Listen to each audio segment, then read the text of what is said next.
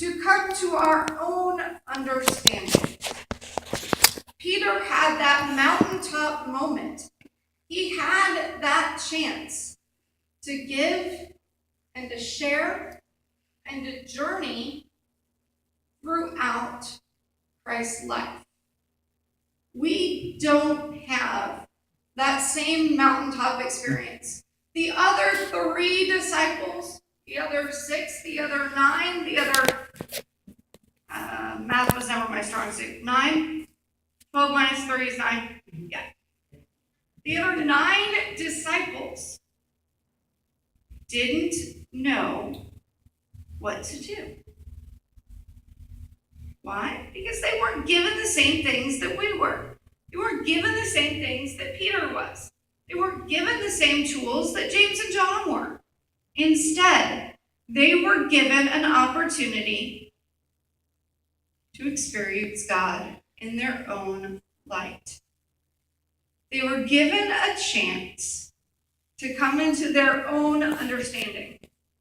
Imagine what it would have been like for those other 9 disciples that were left behind to have Peter and James and John come screaming down the hill saying, yes, we've got it all figured out. We've seen it. We know exactly what we're supposed to do. We know exactly how it's going to be. Sorry, you guys missed out.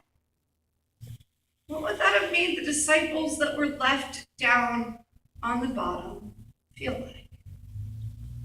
They would feel like they missed out on one of the greatest opportunities of their lives, not because they were unwilling, but because they weren't invited. Jesus invites us all. And that is why I believe that Peter and James and John were told to tell no one. They had to experience it for themselves. They had to figure it out for themselves. What we know from reading is less powerful than what we believe through the heart. Right? If you read a history book and you read about World War II, it's a much different experience than if you hear firsthand from someone who was there. You can internalize it if you don't exegete it. Barbara Brown Taylor, who's a famous Episcopal priest and professor of preaching at Columbia Seminary in Decatur, Georgia, says that we too often feel that we need to intellectualize the Spirit of God. We look at a passage and we feel like we have to tear it apart bit by bit, dot for dot, cross T for cross T. We feel like we have to do it right. But my friends, the academic world doesn't know it all. It's not about what we know, it's about what we believe. There's a difference. We can't sit there and pull apart every little inch of this passage of Scripture and understand it to the fullest extent of our ability.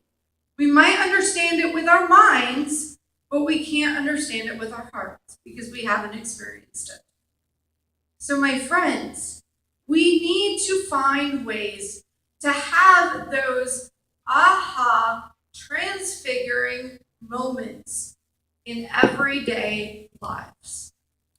We need to help others to have those experiences so that they can come to believe. Journey.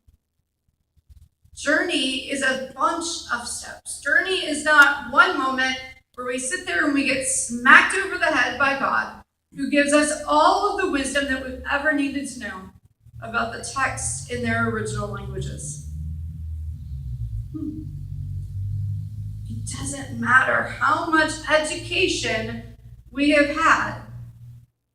It only matters